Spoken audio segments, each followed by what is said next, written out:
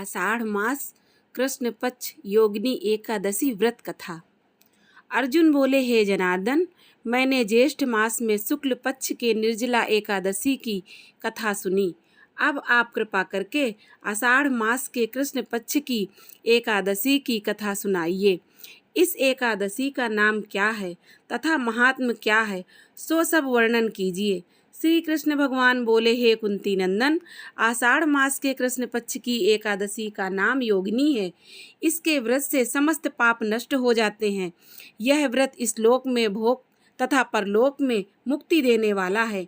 हे पार्थ, यह एकादशी तीनों लोकों में प्रसिद्ध है। इसके व्रत से पाप नष्ट हो जाते हैं। आपसे पुराण में कही हुई कथा कहता हूँ, ध्यान पूर्वक सुनो। अलकापुरी नाम की नगरी में कुबेर नाम का एक राजा राज्य करता था। वह शिव भक्त था। उसकी पूजा करने के लिए एक हेममाली पुष्प लाया करता था। माली के विशालाक्षी नाम की अत्यंत सुंदर स्त्री थी।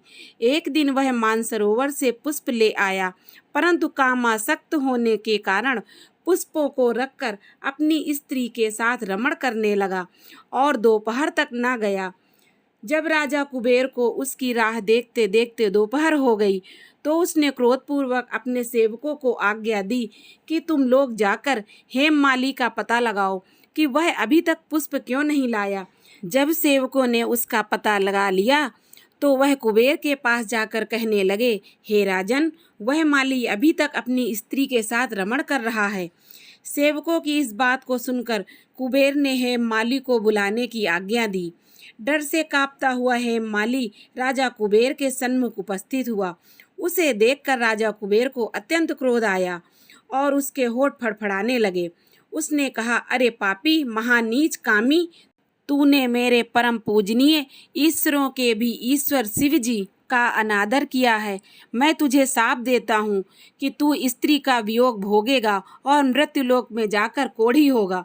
कुबेर के शाप से वह उसी क्षण स्वर्ग से पृथ्वी पर आ गिरा और कोढ़ी हो गया।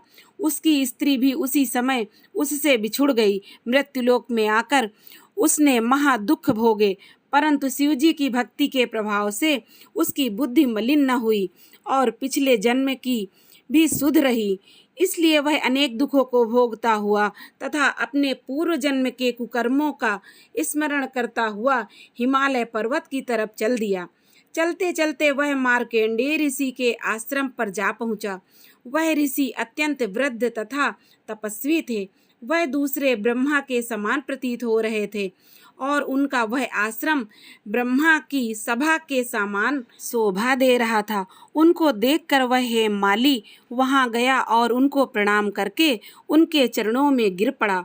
उसे देखकर मार्कंडेय ऋषि बोले कि तूने कौन से खोटे कर्म किए हैं जिससे तू कोढ़ी हुआ और महान दुख भोग रहा है। हेममाली बोला, हे मुनि, मैं यमराज कुबेर का सेवक था। मेरा नाम हेममाली है। राजा की पूजा के लिए मैं नित्य प्रतिपुष्प लाया करता था। एक दिन अपनी स्त्री के साथ विहार करते करते देर हो गई और दोपहर तक पुष्प लेकर न पहुंचा। तब उन्होंने मुझे शाप दे दिया कि तू अपनी स्त्री का वियोग और मृत्युलोक में जाकर कोढ़ी बनकर दुख भोग। इस कारण मैं कोढ़ी हो गया हूँ तथा पृथ्वी पर आकर असहनीय कष्ट भोग रहा हूँ। अतः कृपा करके आप कोई ऐसा उपाय बतलाइए जिससे मेरी मुक्ति हो। इस पर मार्कंडेय ऋषि बोले, हे हेममाली, तूने मेरे सम्मुख सत्य वचन कहे हैं, इसलिए मैं तेरे उद्धार के लिए एक व्रत बताता हूँ। यदि तू आषाढ़ मास के कृष्ण पक्ष की योगिनी नामक एकादशी का विधि पूर्वक व्रत करेगा तो तेरे समस्त पाप नष्ट हो जाएंगे। इस पर हेममाली बहुत प्रसन्न हुआ और मुनि के वचनों के अनुसार योगिनी एकादशी का विधि पूर्वक व्रत करने लगा। इसके प्रभाव से कुछ ही समय बाद वह फिर से अपने पुराने रूप में आ गया और अपनी स्त्री के साथ विहार करने लगा। हे राजन, इस योगिनी की कथा का फल 88 सहस्त्र ब्राह्मणों को भोजन कराने के बराबर है। इसके व्रत से समस्त पाप नष्ट हो जाते हैं और अंत में मोक्ष प्राप्त करके प्राणी स्वर्ग का भागीदार होता है।